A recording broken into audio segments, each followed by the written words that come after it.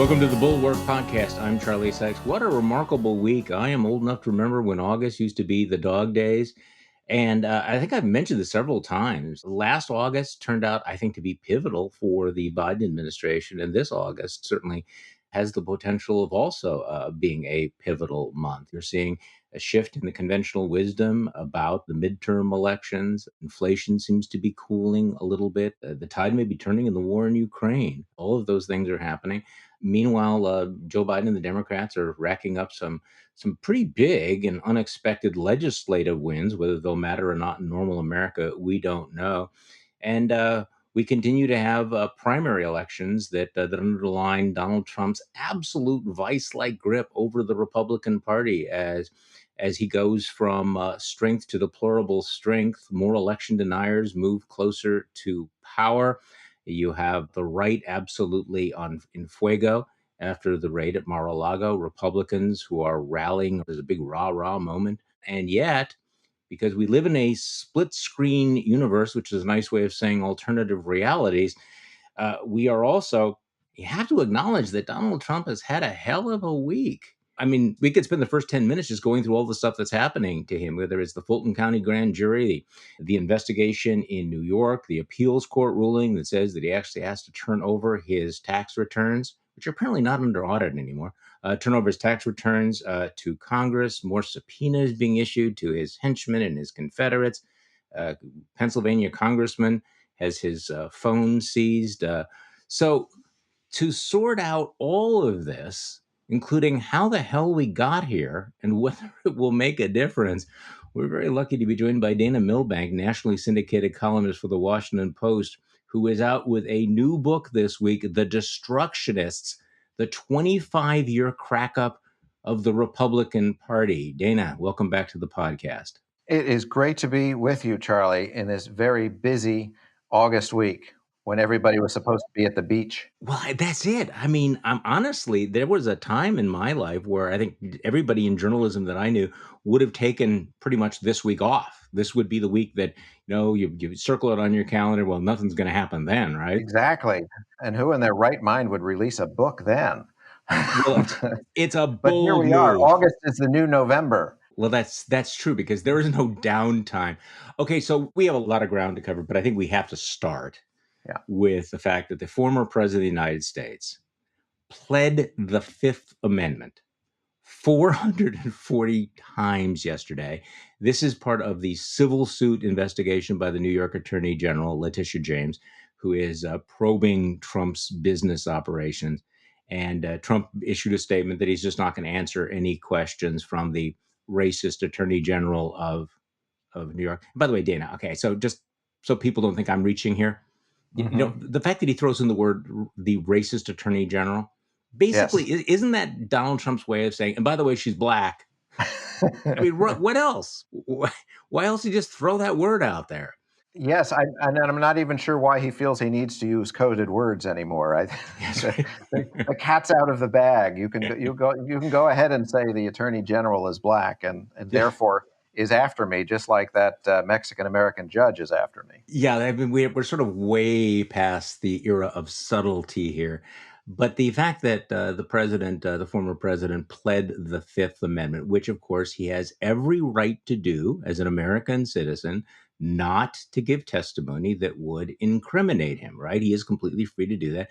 And other people are free to draw inferences from this, are free to say, well, why are you pleading the Fifth Amendment? Why are you refusing to answer questions that you think might incriminate you unless you think you might be incriminated because you committed crimes? Now, you know who thinks that way, Dana? Do you know who thinks that way? This guy thinks that way. Bob takes the Fifth. If you're innocent, why are you taking the Fifth Amendment? When you have your staff taking the Fifth Amendment, taking the Fifth, so they're not prosecuted, I think it's disgraceful. Fifth Amendment, Fifth Amendment, Fifth Amendment. Horrible. Fifth Amendment, Bob. Yeah. So, Dana, he's look, there's always a tweet, right? There's a tweet for every purpose, and in this case, multiple audio clips for this purpose. So let's talk about where we're at right now. I just want to stress once again that in our news cycle, even during the dog days, there seems to be this inexorable need and demand that everybody have hot takes about everything. We Mhm. still don't know what happened at Mar-a-Lago, right? I Yes, mean, we crucial. still don't know what they were looking for, why Mhm. they raided Mar-a-Lago, and we don't know what they found, do we? Mhm. Yeah, Charlie, if we were in a normal system right now, we would say, okay, this doesn't look, as a legal matter, this doesn't look good for the president. And everybody would be counseling people to take a deep breath because we don't know the Mhm. facts. And instead, what we're hearing right now from Fox News is we're under attack, greatest attack in the history of our republic. We're hearing from Newsmax that Trump is in danger of being assassinated. We're hearing from elected Republicans in Congress saying things like, they're coming after you, no Mhm. one is safe. This is reckless rhetoric that is designed to rile people up at a time when everybody's already so close to the edge. And of course, it only takes one lunatic to cause mass mayhem. So, we're at in totally uncharted grounds here. I mean, I compared it this week to the run up to the Oklahoma City bombing when people were just playing with fire as the militias were growing in power. And I really fear that we're at that kind of moment again.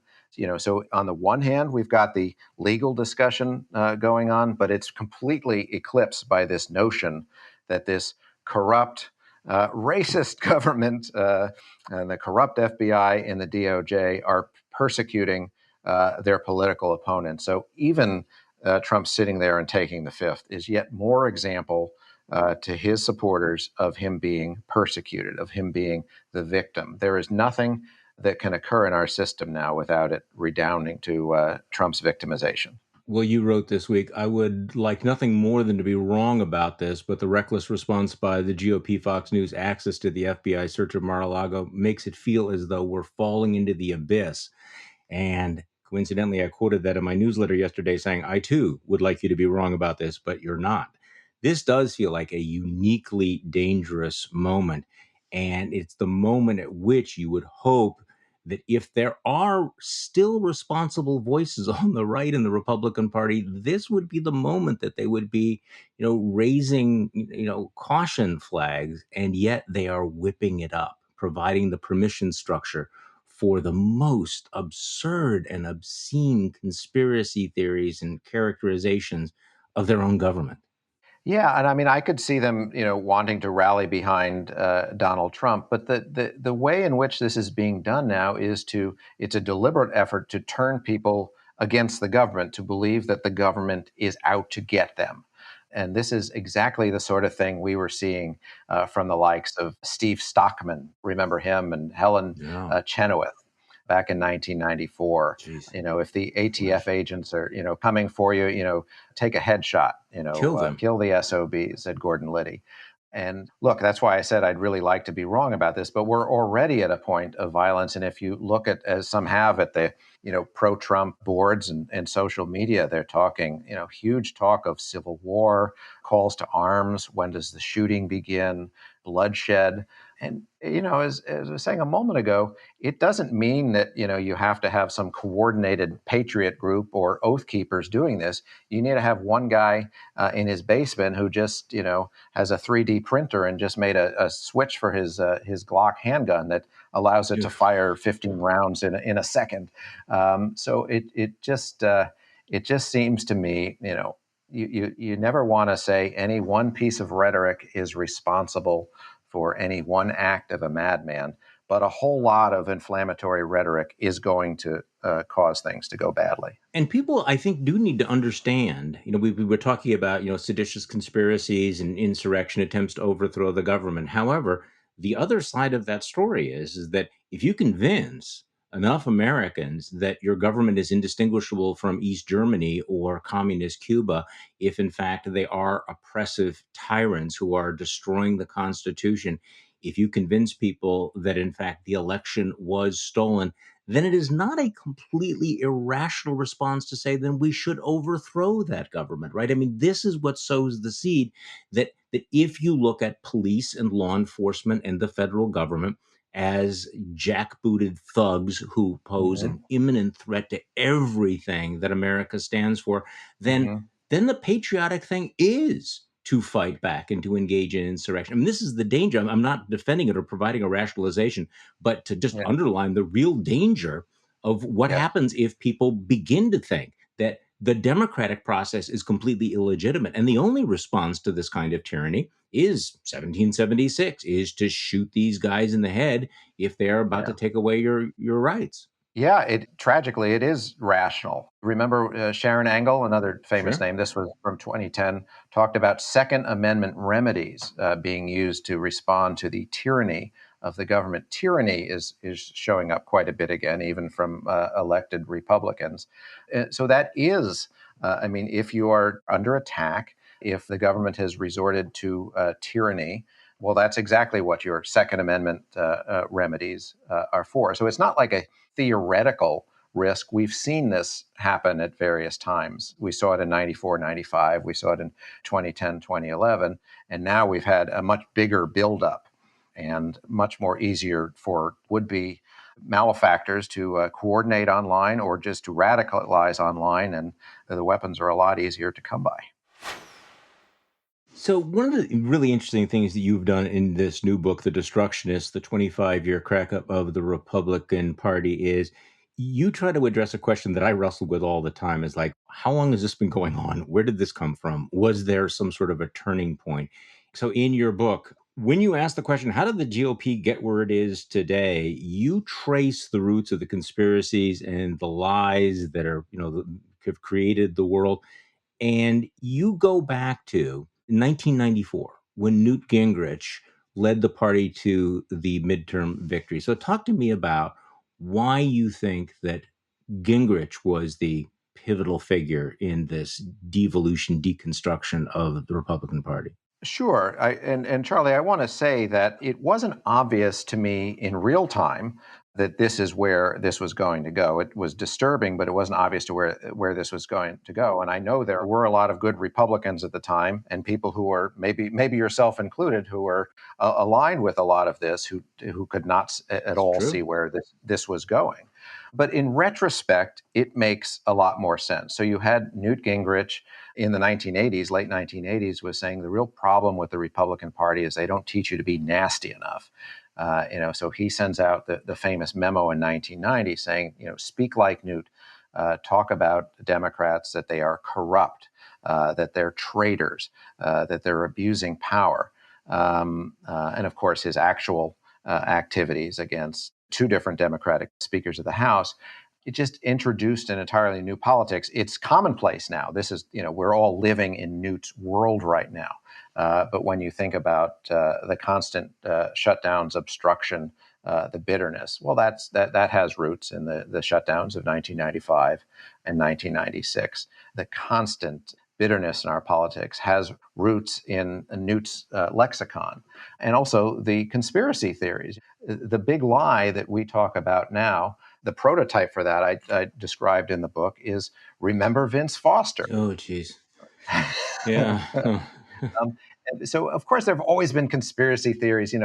Just think about the JFK assassination. But with Vince Foster, just briefly, Clinton, longtime Clinton friend, deputy White House counsel, suicide, very obvious. He was depressed, wrote a suicide note, was getting antidepressants. But others turned it into a suspected murder. Dan Burton famously shooting a melon to prove that it was a murder. But Gingrich, didn't go as far as melon shooting, but he did say, 4 different independent investigations demonstrated that this was a suicide. And he says, I just don't accept it. When he was Speaker of the House, I think that was pivotal because it was saying somebody second in line to the presidency is saying, okay, it's all right to believe in these conspiracy theories, to bring that in to the mainstream. So, I think there's a direct line from that to Sarah Palin's death panels to the big lie.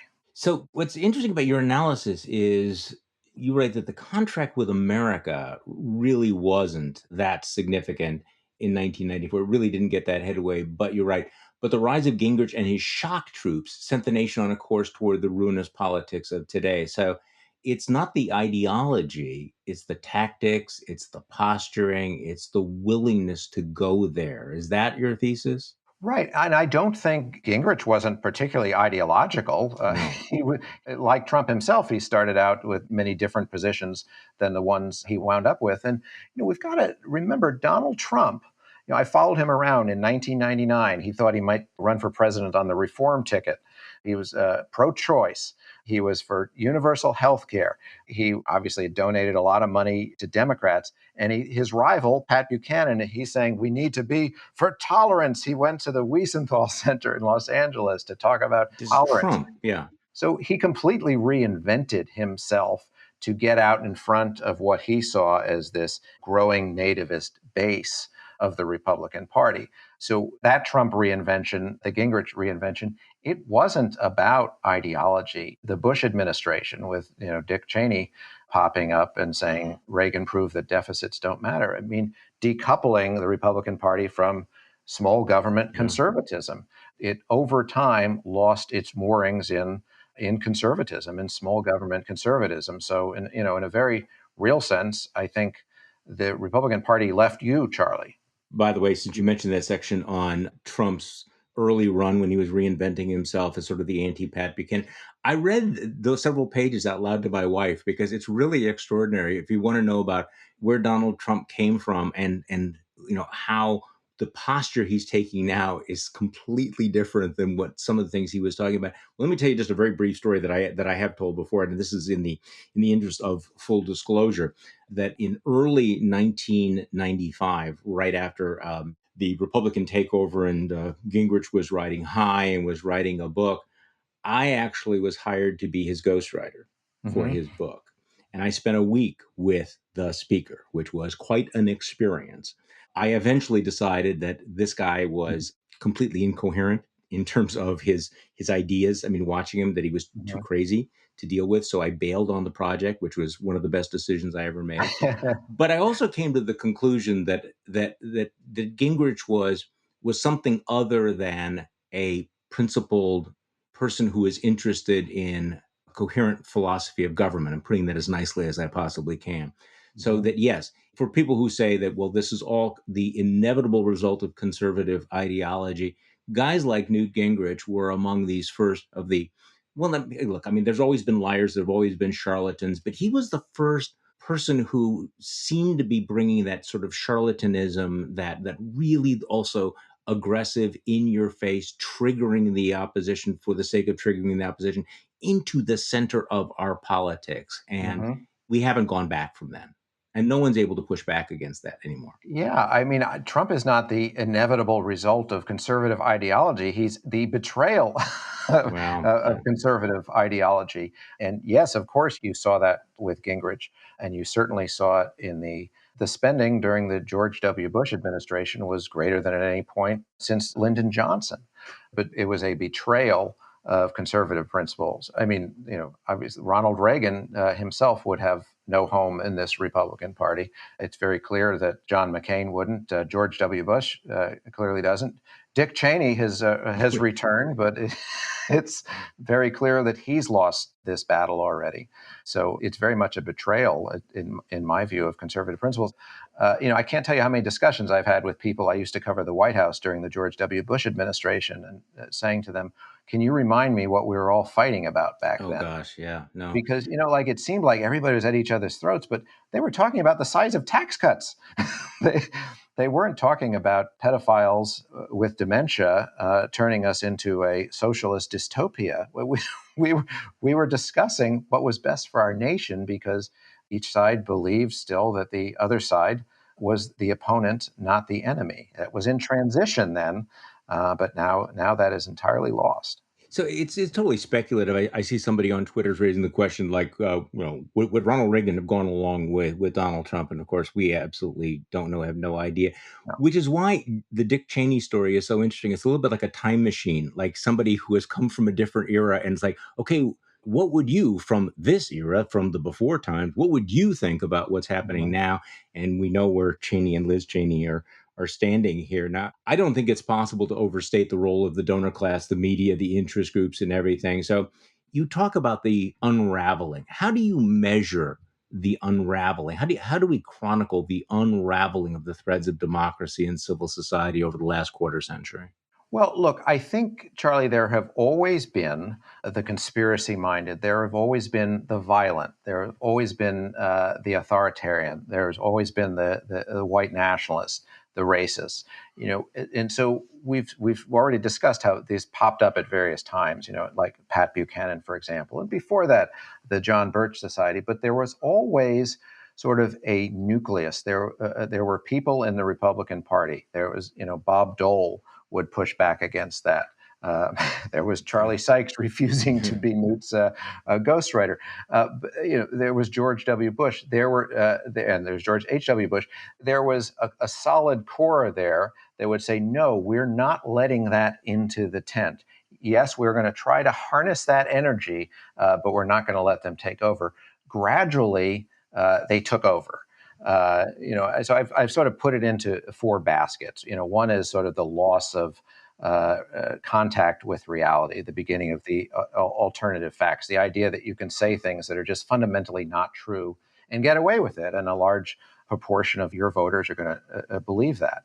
The notion of dysfunction that I think particularly accelerated with Newt and with the loss of the greatest generation from politics, replaced by culture warriors who thought the other side was the enemy, letting in the white nationalists more and more into the party to try to generate energy from them. We saw that a good bit with the Tea Party.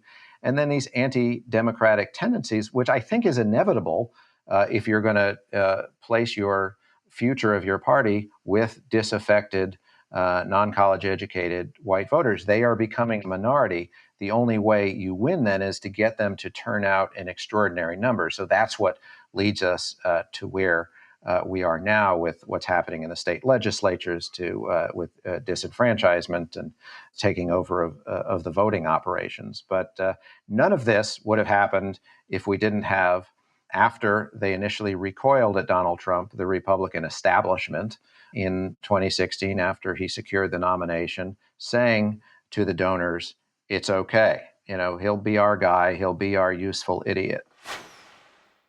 So when you describe the Republicans as destructionists, let's be more explicit. What was it that they destroyed? Because, of course, until 5 minutes ago, conservatives would have told you that they are the party of American exceptionalism. They are the party of American greatness, right? They are the party of America first. So what is it that you think they have destroyed or they are destructing? Well, crucially, they've destroyed our shared sense of the truth. The idea that, you're entitled to your opinion, but not, as Moynihan said, to your own facts. Now we are entitled to our own set of facts. It's impossible, as Liz Cheney said, to live in a free society when you can't agree on the truth.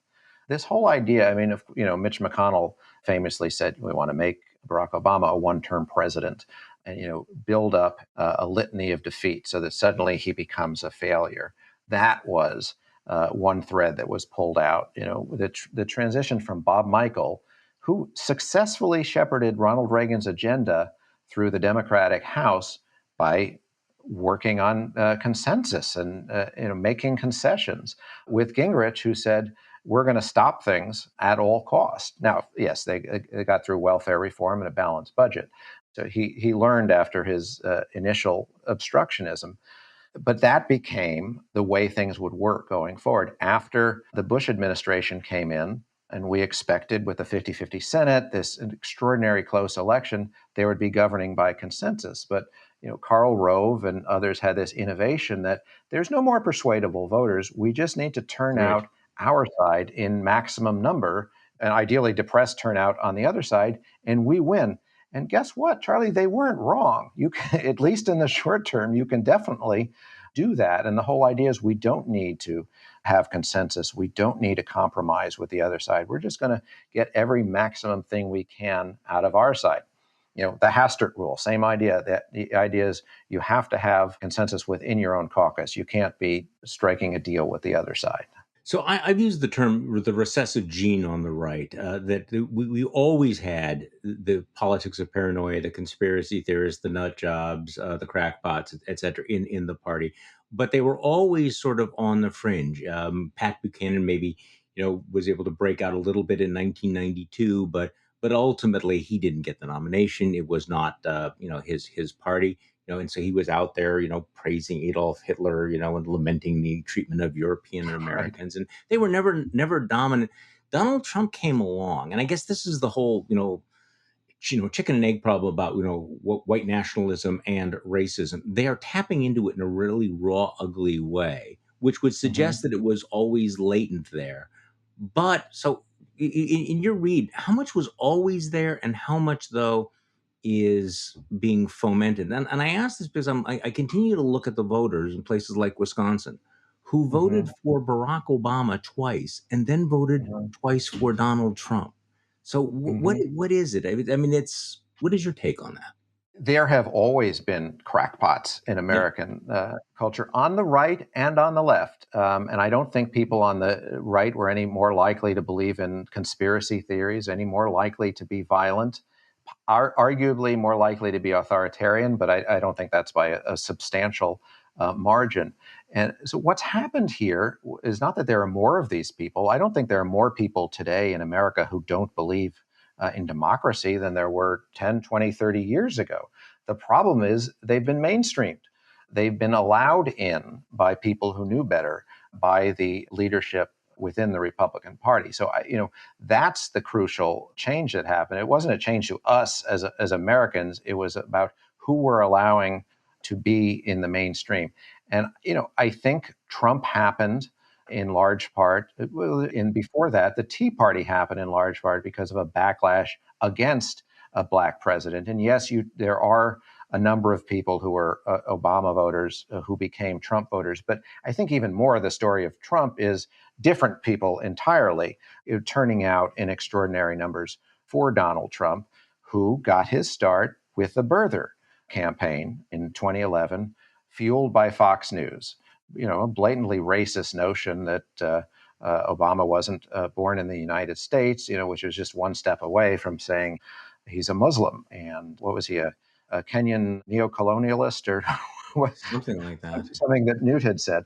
But that is what allowed Trump to happen. It was a natural backlash that was occurring that he stoked rather than saying, as the party did under Pat Buchanan, no, we don't stand for this. There was no longer that core to stand together and say, as individuals did, but never together as a party to say, no, we don't stand for that. So I think part of it was that backlash against the black president. And of course, in 2016, backlash against a woman becoming president. So, and there have been, any number of, political science studies that show that these were, primary motivating factors for a number of Trump voters. It's a misconception that this was an economic concern. It was very much a concern about white men losing their place in American culture. So that's what allowed it to happen. And a Republican establishment that said, we're going to make a deal with the devil. We're going to take this short-term win here, and then we'll be able to deal with it. And of course, they weren't able to deal with it. Well, there's a lot of focus on the influence of Fox News, which I think people who are listening to this understand. But Fox News is only part of what had developed into this sort of hermetically sealed right wing media ecosystem. And I certainly recall when even pretty hardcore conservatives had to live in an information world where they were exposed to mainstream news, fact based news, other opinions. In fact, I used to joke that, Mhm. to be a conservative, of course you knew what the other side was saying because you get it on a daily basis on radio, on Right. television, and magazines, and newspapers, etc. And in some ways, that gave conservatives an advantage because they knew what the other side thought. Whereas, and again, this is from the before times, was people on the left can go through much of their lives without ever encountering a conservative argument.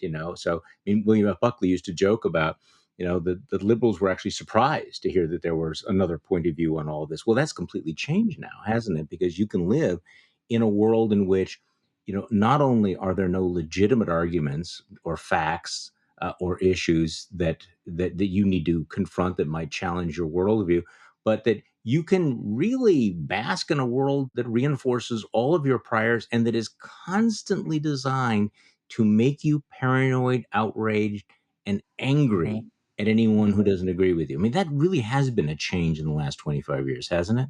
Yeah, 25 now, even more. Well, I think it was Rush Limbaugh went national with his radio show in 1988, Hmm. which is also exactly the time concurrent with Gingrich's rise, and there was a lot of symbiotic relationship there. So if Fox News, which began in 1996, didn't happen, something else would have, because we were already headed in that direction. So you had this explosion of conservative talk radio. You had the Drudge Report, and then you had Fox News. And of course, look, the social media has siloed everybody so that, everybody's only getting a news feed based on whatever's reinforcing their original views that they were predisposed to have anyway. So this is a universal problem throughout our culture. It took a turn on the right. I think it took a turn with certain aspects of talk radio, that particularly with Limbaugh and Levin, that took a more pernicious turn. And it Yeah. certainly happened on Fox News as well. John Boehner wrote a book about his experience in this, and I've quoted from him as well. But he sees this notion that people he thought were part of the sane participants in Yes. American culture sort of went off the deep end and became, the crazies. And he complained about it to Roger Ailes, and realized he's talking to the president of the Crazy Club. Right. Um, so part of it's the natural changes that occurred because of social media. It's also the total breakdown and loss of anything resembling local news in America, local It's huge. Yeah. metropolitan newspapers, local TV. That united Americans in a sense. We all care about our, roads and our weather and whatever else is going on. And now that we're not getting our local news and we're just getting national news, which is much more about fighting, of course that fuels the situation we're in. So there are certainly structures and changes at play here that are bigger than any ideology or any political parties. And it was a little bit of partially by accident and partially by discovery that I think innovators like Limbaugh realized that people are going to tune in when he plays Barack the Magic Negro on his station, and unfortunately, that was rewarded. So, where's the arc bending? The arc of the Republican Party bending? You talk about the degradation accelerating, and you can see it with Republican leaders ignoring or discrediting the information that's coming out about January 6th, Trump demanding the removal of the mags at the Ellipse rally, or entertaining, Mhm. or actually thinking about having the military seizing voting machines, installing new leaders of the Department of Justice, all of this. So, where do you think this is going? Because my sense is that all of this is accelerating at at an exponential rate. That no matter how bad you thought it was before, it's worse now, and no matter how Mhm. bad you think things are now, because the stakes are constantly, have to constantly be jacked up, that it's going to be worse. So what is your sense about Mhm. where the arc is bending? Well, I'm hoping for a bulwark takeover of the Republican Party that will save us from all of this. So that's going to be any week now. But And look, I mean, you want a unicorn for Christmas too, don't you? but as you outlined it, we're getting more and more hysterical, it seems, almost with every passing week here. Something's got to give. I'm very optimistic in the long term, because this, struggle of, the changing color of America, I mean, it gets resolved. You can only defy demographics for so long. We're becoming a white minority nation. That's happening, even if we don't have any more immigrants. So, a generation or two from now, that situation will resolve itself. But what's going to be left of our democracy in the short term? What will we have left by the time we get to that is where I'm uneasy. I made the comparison to the pre-Oklahoma City bombing and before the violence of 2010 and 2011, because unfortunately, the kind of heated system with heated rhetoric we're in now almost inevitably leads to Right. violence. Will there be something catastrophic that will cause us all to recoil and turn back from the abyss? Mm. Well, I don't want to wish for something catastrophic to happen to cause that, but it's hard to see in the short term the fever breaks. So where are we at now with the midterm elections? And I mentioned at the top of the podcast, it does feel the conventional wisdom is shifting a little bit. Inflation is abating a little bit. We're having more polls showing that maybe this massive red wave may be a wave, but it's going. The hurricane has been downgraded. Mhm. Roe versus Wade continues to be a huge question mark, particularly after what happened in Kansas. So put Mhm. on your pundit hat here. Where do you think we're at? I mean, if you and I were having this conversation a couple of months ago, we'd be saying, Joe Biden and the Democrats are about to get wiped out. That doesn't appear to be the case right now. Or what do you think? Well, Charlie, I tossed my crystal ball after 2016. Yeah, I, I I, know. I had to eat my column after saying Republican voters are too good for Donald Trump. But look, I mean, the Democrats, I mean, they're going to lose the House. The losses will be limited just because there are so few seats in play. And I fear Republicans will take the wrong lesson from that. And that is that, it's a reward for the kind of politics that we are in right now. The Senate may be a different story, but I see the midterm elections as something the Republicans are going to take as vindication of the kind of politics they've been practicing. These legislative wins the Democrats are touting that think you put the wind at their back. Do you think that they will, in fact, have an impact on the election, or do you think that that's a It sideshow? could have a marginal impact, but a moment ago we're talking about the silos, and if you are hearing that this socialist, demented pedophile in the White House is bringing America to ruin, I just don't think that stuff is breaking through. I think we're fundamentally in parallel universes right now, or in a universe and then an alternative reality. The number of people who are just persuadable are just very, very few. So I see those things as having some effect at the margin. So yes, you're correct. It could lessen the height of the wave that's going to crash, but I just don't see any actual thing that's occurring being able to shape that. I mean, even in the best of times, Joe Biden's not going to get 50% approval. We remember, though, in 2010, 2012, where Republicans blew winnable races across the country because they went too crazy. They had crackpots. So Mhm. you have Herschel Walker running for Senate. You have Yes. Dr. Oz in Pennsylvania.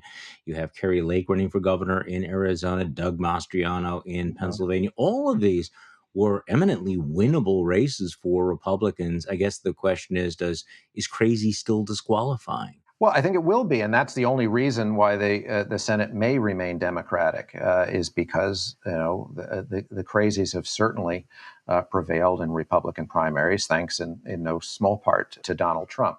So let's assume the Democrats are against the odds able to keep the Senate and lose the House. Will Republicans draw a lesson that we would have done even better if we didn't nominate all these crazies, or will they take the lesson that our politics has caused us to win back the House, and we need to double down on our campaign of crazy for 2024. I think it's pretty obvious to me what lesson will be drawn. Well, your book is The Destructionist, the 25-year crack up of the Republican Party. Republicans like Kevin McCarthy will say, well, the only thing that we've destroyed is the Democratic Party. And look, this is winning. We didn't crack up. We cracked the code how to get back power. Right? I mean, isn't that going to be their spin after November? It absolutely will be. They can say they destroyed the Democratic Party, and maybe that'll be true. They could say they destroyed the media. They could say Mhm. they destroyed the FBI and the Department of Justice and the court system. And in doing so, they prevailed as a Republican Party and broke America. So let's talk about a Pyrrhic victory. Dana Milbank, thank you so much. Dana is nationally syndicated columnist for the Washington Post. Latest book out this week, which I strongly recommend. In fact, I blurbed, which is, I'm putting my mouth where my mouth is. The Destructionists, the 25-year crack up of the Republican Party. Dana Milbank, thank you so much for coming on the podcast today. Charlie, I love the show. Thank you so much for having me. The Bulwark podcast is produced by Katie Cooper with audio production by Jonathan Siri. I'm Charlie Sykes. Thank you for listening to today's Bulwark podcast, and we'll be back tomorrow. We'll do this all over again.